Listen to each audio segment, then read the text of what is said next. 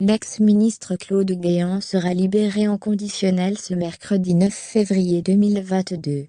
C'est ce qu'a décidé la juge après examen de sa demande, défendue par son avocat Me Philippe Bouchez-El-Ghozi.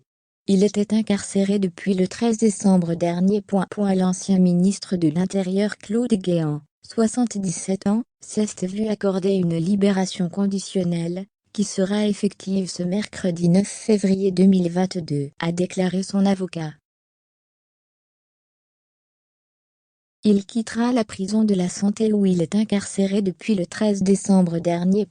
Ce lundi 7 février, la juge a décidé d'autoriser la remise en liberté, qui lui avait été refusée avant Noël, de l'ancien grand commis de l'État, son bracelet électronique, à partir de mercredi, selon Me Philippe Bouchez-El-Ghozi. En janvier, l'avocat avait fait valoir que son client avait totalement payé sa dette au trésor public via des prêts consentis par ses proches et qu'en prison, sa situation de santé ne pouvait que se dégrader, au regard de la triple pathologie dont il souffre. Il était reproché à l'ancien secrétaire général de l'Élysée sous Nicolas Sarkozy de ne pas faire les efforts nécessaires pour payer les sommes qu'il avait été condamné à verser en 2017, dans l'affaire des primes en liquide du ministère de l'Intérieur.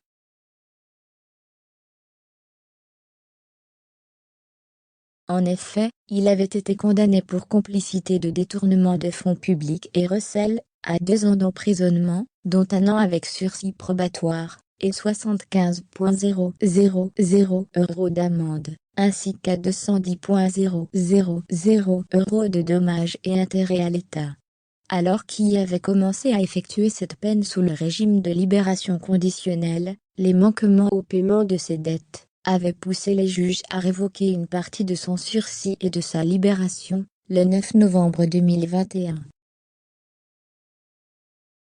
Cette décision avait entraîné son incarcération 1 mois plus tard. Enfin, Claude Guéant est entendu dans une autre affaire, celle des sondages de l'Élysée. Dans le cadre de cette dernière, il avait été condamné à 1 an d'emprisonnement, dont 8 mois fermes pour favoritisme, avec un mandat de dépôt différé. Ayant fait appel du jugement de cette dernière, il ne retournera pas en prison à sa sortie mercredi, avant la tenue d'un deuxième procès.